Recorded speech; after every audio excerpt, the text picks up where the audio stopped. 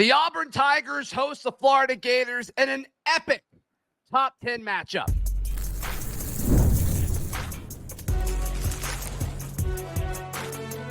You are Locked On College Crossover, part of the Locked On Podcast Network. Your team every day. Yes, this is a crossover edition of Locked On Auburn and Locked On Gators. I'm Zach Blackerby, host of Locked On Auburn. Brandon Olsen is the host of Locked On Gators. Thank you so much for making either one of our shows your first listen every single day. Brandon, the Florida Gators head to Neville Arena to take on the top-ranked Auburn Tigers, number 1 versus number 6, in a game that is going to be crucial for SEC tournament seeding and perhaps even NCAA tournament seeding. Florida trying to get one of those coveted 1 seeds. Auburn in a good spot to hold on to one. The biggest thing you're looking at from the Florida point of view is what tomorrow?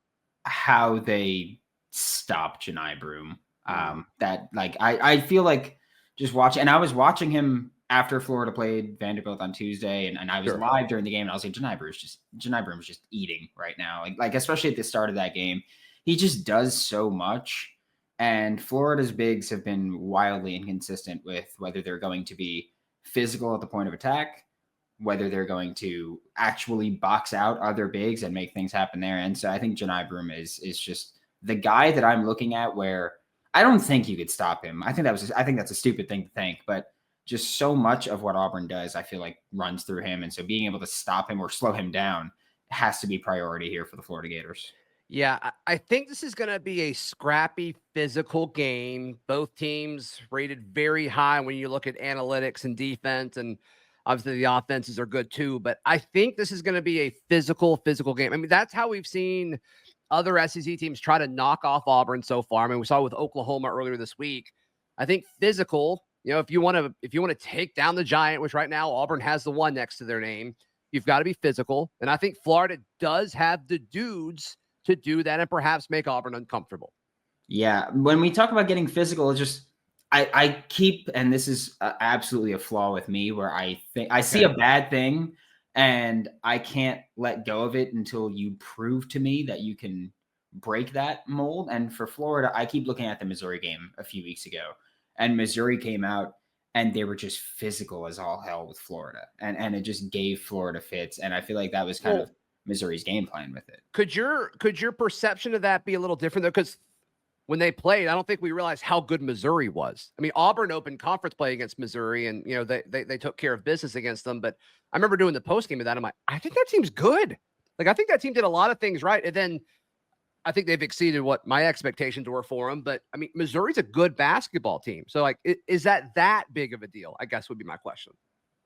But even if, let's say, Missouri's a top 25 team. Can we agree with that? Okay. Sure. Missouri's a top 25 team. They're physical as hell. Now you're about to play the number 1 team that's physical as hell. And sure, that's where I get my cause for concern. It's not like you're facing right now a borderline playoff team or borderline tournament team.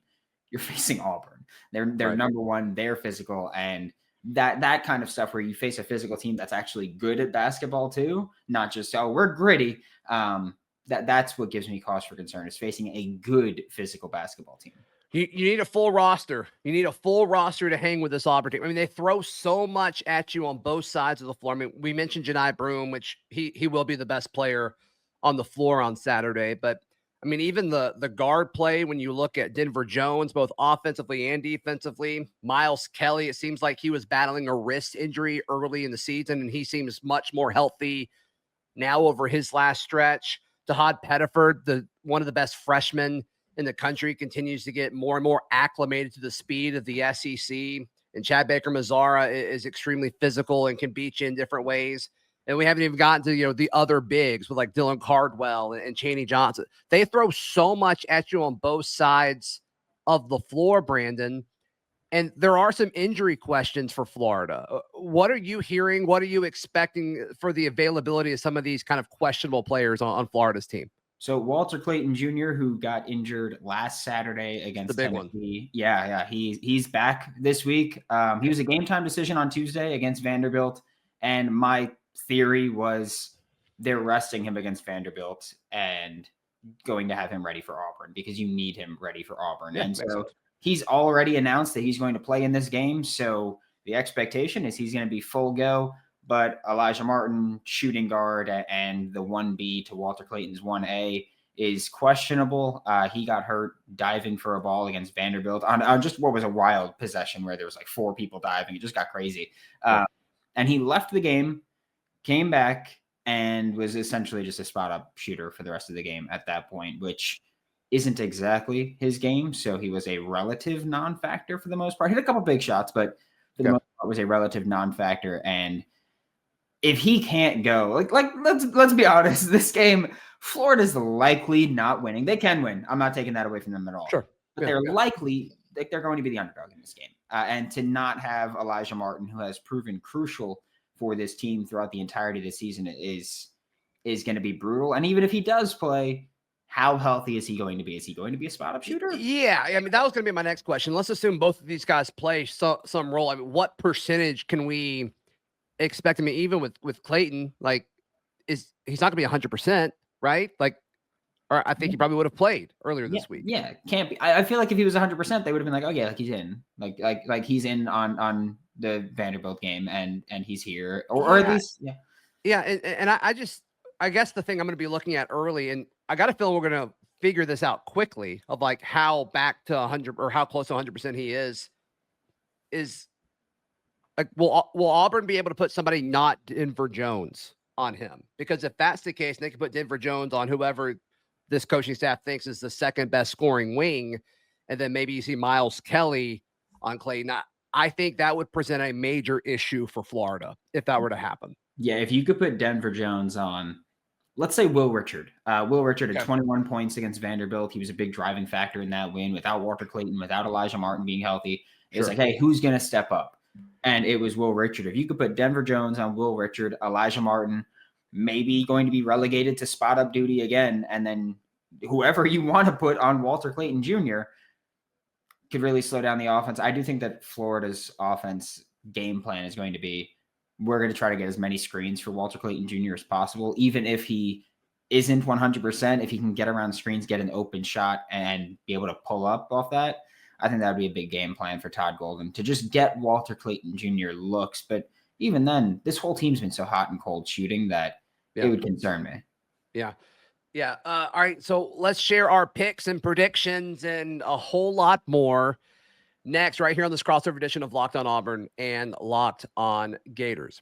Today's show brought to you by our friends at PrizePicks. Brandon, can you imagine playing daily fantasy anywhere other than with our friends at PrizePicks? Never in my life. No way. Hey, right now with PrizePicks, you can pick more or less on at least 2 players' stat projections. And if you're right, you can win up to 1,000 times your cash. PrizePicks even has a free pick for the big game where Patrick Mahomes needs to only throw for 1 yard to win. I bet Patrick Mahomes throws for more than 1 yard in the big game Sunday. Really? You think so? Just a hunch. Bold take. So if you pair that with one more, you're already cashing out. So download the app today. Use code LOCKEDONCollege to get $50 instantly after you play your first $5 lineup. That's code LOCKEDONCollege for $50 instantly after you play your first $5 lineup. PrizePicks, run your game. Today's show is also brought to you by our friends at FanDuel. Brandon, can you imagine wagering on sports anywhere other than our friends? Actually, no, never. I have FanDuel open right now. Yeah, you talk about FanDuel lines all the time in our group text, and I'm all for it. If you have an opinion on this game, whether you're pro Auburn or pro Florida, as we record this, Auburn is a 9.5-point favorite. That seems like a lot to me. That's a lot. When you're talking about 1 versus 6, 9.5 is a lot of points. So if you feel passionate about that one way or the other, head over to FanDuel right now. And of course, they're the official sports betting partner of Super Bowl 59 as well. You can bet $5, and if you win your first $5 bet at FanDuel, you get $200 in bonus bets. What else do you want? Bet with FanDuel, the official partner of Super Bowl 59. We just said it, Brandon. Auburn, a 9.5-point favorite in this game. I think Auburn wins this game. I don't know if they cover that. That's a lot of points. Yeah, 9.5 is a lot.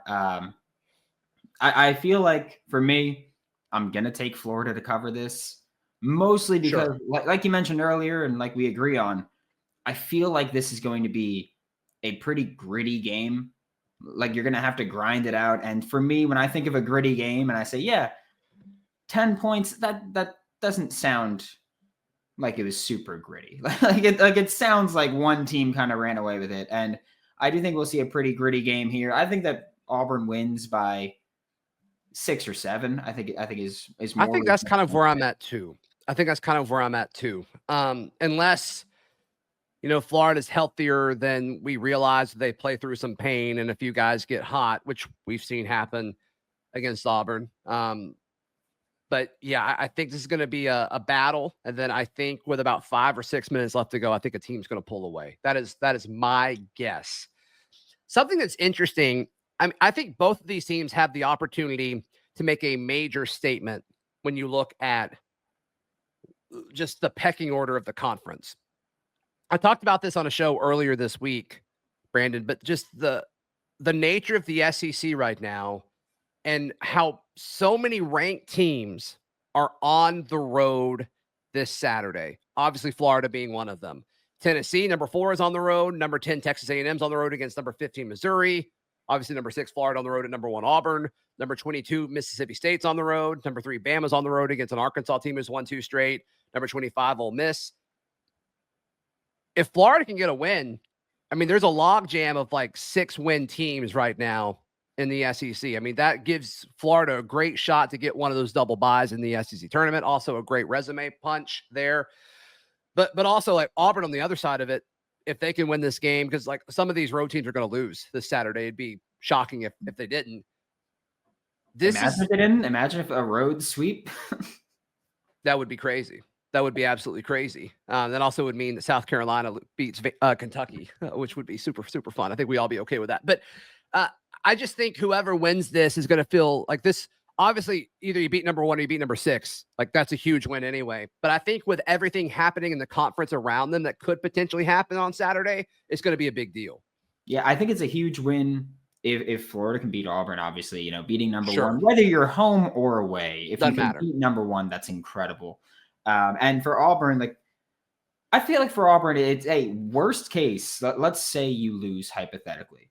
Okay. You still just lost to the number 6 team in the country. Like it's not like you dropped to some scrub or anything like that. So I feel like Auburn's in a pretty good spot. Or actually, I'll say this: I feel like both teams are in a pretty good spot as far as like. I agree with that. Hey, if we lose, we lost to a really good team. The goal is for Florida, I think, at this point with the injuries they have. Don't lose ugly. Like don't lose a bad, ugly game. Like you can't have a relapse what you did against Tennessee last week when you lost 64-44 and no one was hitting shots. Right. You can't have that. But if this is a close game, I think both teams genuinely have the possibility of walking away from this and saying, you know what, like we lost, but it was to a really good team in a close game. And I'd be not the sky is falling about it. How do you feel about do you think the relationship between the Pearls and Todd Golden's family? Was it last year or 2 years ago? They went to Gainesville and they like had dinner together like the night before. It was pretty unique situation, but clearly these families are very close. Not just the 2 head coaches, but the 2 families are close. You got to think this means a little bit more to them. I kind of wonder how that impacts the game on Saturday. I want to know if it makes them more competitive or I would think so. Yeah, I would think so. Like if you and I win against each other and something, I'd be like, oh yeah, I need to beat my friend. We're close. We talk all the time. Like, yeah, this means something. Sure. Yeah. I feel like I need to. And also like I've always liked the Bruce Pearl, Todd Golden ties of just obviously Todd Golden used to be an assistant under Bruce Pearl. So it's like that little tie. And you mentioned at the beginning of the show, both these teams, analytics say they're great. And it's like, that's Todd Golden's whole shtick. Like that's his whole thing is coached under Bruce Pearl, big on analytics and good friends, or at least, extended family basically at this point. What it seems like. Yeah. I feel like it has to add a lot to it. Just from the emotional aspect that I think a lot of people don't look at. Over under how many Auburn fans message you if Auburn wins this game? Ooh. You have made no friends. Oh no, fan base. I have been aggressively anti-Auburn strictly because of you and your listener base. Sure. I mean, Stephen Willis is like appears to be public enemy 1, and I think he's okay with that. I think you're 2. I think I'm 2 as well. I think that Daryl liking me, or at least not hating me, helps. I think Daryl likes you. Yeah, at least with that. But yeah, I think that I'd say I would get tagged at least 6 times by your Discord. Okay. I'll say that. At least 6. Because they'll tag me before, Auburn goes up 2-0 and I'm getting tagged. Like it's gonna happen. That's true. It's fine. Let them feel the love either way, folks. Let them feel the love either way. All right, for the Auburn folks who want more Florida content, more Brandon Olsen, where do they get it? You can go to Locked On Gators every day. Look at that. And then if you're a miserable Giants fan, go to New York Giants on SI. Yeah, there you go. And if you're a Florida fan, you want more Auburn coverage for some reason, just search Locked On Auburn. However you're consuming Locked On Gators, you can check out Locked On Auburn there as well. For Brandon Olsen and Locked On Gators, I'm Zach Blackerby, host of Locked On Auburn, and this has been a Locked On crossover presented by the Locked On Podcast Network.